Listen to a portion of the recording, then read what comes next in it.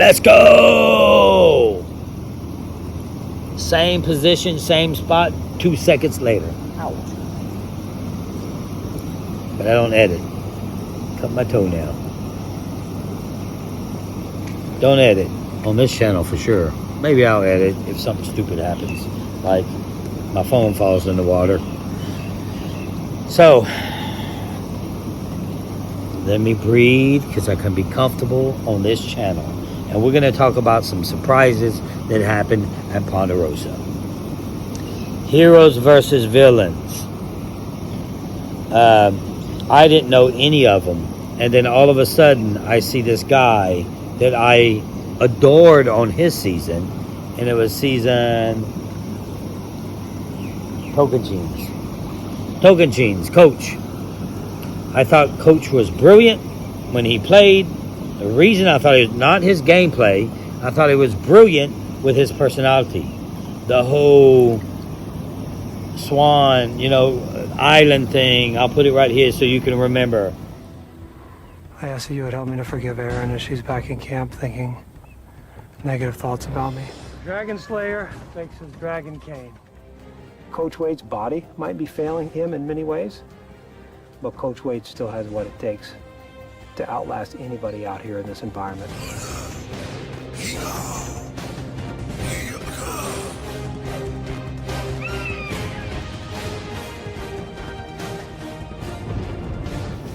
That is epic.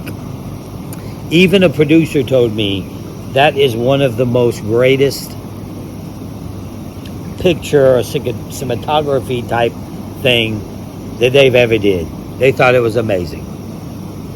He looked like some kind of lost islander praying to his God with the eagles flying over his head. But besides that,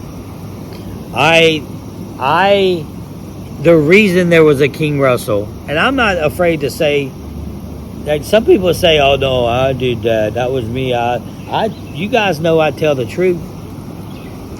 The reason I was King Russell was because I was talking with Boo before the show, and I said, I can't be the Dragon Slayer, because they have a Dragon Slayer. What can I be that nobody has been? And that's the King. The King was born. There would never be a king without a Dragon Slayer. Isn't that amazing? Every king needs a Dragon Slayer. And there we are together, playing on the same island. He was my favorite player. He was one of my favorite players. And I think that's why I was able to sway him to me, because when I talked to him, I was genuine. I wanted to work with Coach, but Coach went and told Sandra about the cross thing. I'm not going to explain all that, but him giving me the cross. He went to Sandra and told her, and then Courtney, and then they talked about it and say, oh, let's go tell Russell. So then he'll know that he can't trust him, and that's exactly what happened. When I tell you something, you have to keep that private, and when other people talk about it, then I know I can't trust you. So that's basically me and Coach's relationship in the game, other than Ponderosa. Now in Ponderosa, he was like, Russell. I don't even think he said Russell. I'm ad-libbing. But he was like, meet me behind that tree at 2 o'clock. Another ad-lib. We didn't know what time it was, like 15 minutes. So I was like, oh man, I don't know none of these people, but I know him, and he wants me to meet with him behind the tree to talk about something. And I'm Russell Hantz, so you don't tell secrets to me before the game even starts.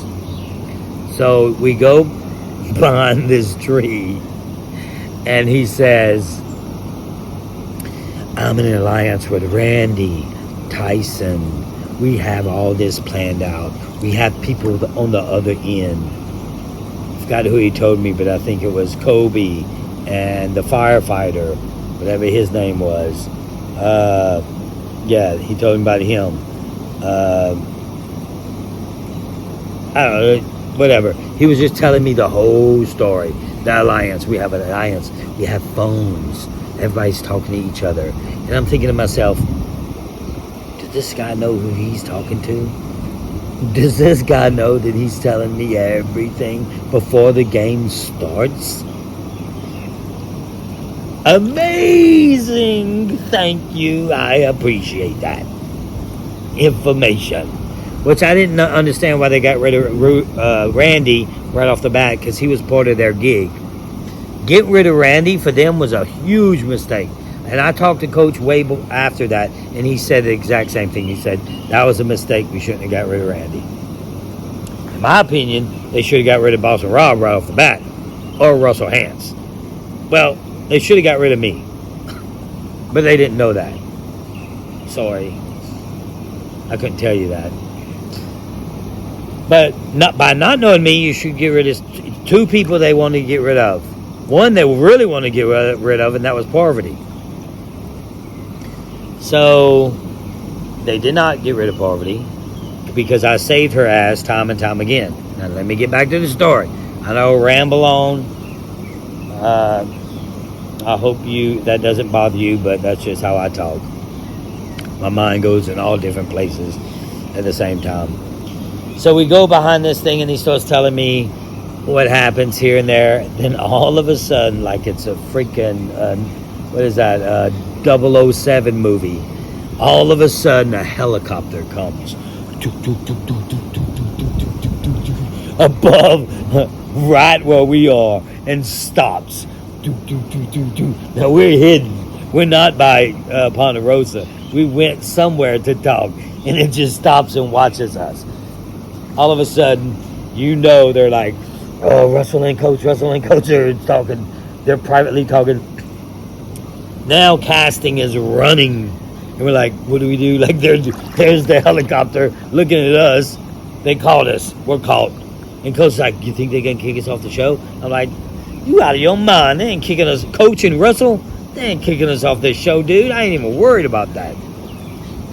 I ain't even worried about them talking to me about this. I don't care. I ain't going nowhere. You ain't going nowhere.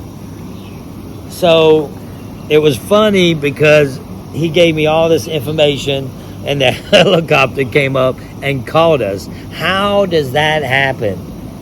Like, those guys, they watching everything. They got special ops watching your ass just in case you talk without their knowledge, because they don't want anybody to talk before the show. This is the fair part. This is the weird part, actually. Before the show, nobody can talk. Nobody can say anything because they can't get it on camera. They want everything to be said on camera so they can tell the story to you guys. So they don't let nobody talk. They keep them separate. How come they can't do that after the show? They do it before the show. Why can't you keep everybody separate after the show? They can. And that is a flaw. That's the main flaw in the game. So guys, that's all I got for you. Until next time, keep hope alive. I got tomorrow, 2 days, not tomorrow, but 2 days. I'm leaving this island and I'm going back to Patong. And then I stay there for 3 days and then I come home. I think I'm going to stay home until Survivor's over, and then I'm going to go to another island because I need to be able to talk Survivor and figure something out. We'll do something. Gotcha. Love you. Keep hope alive.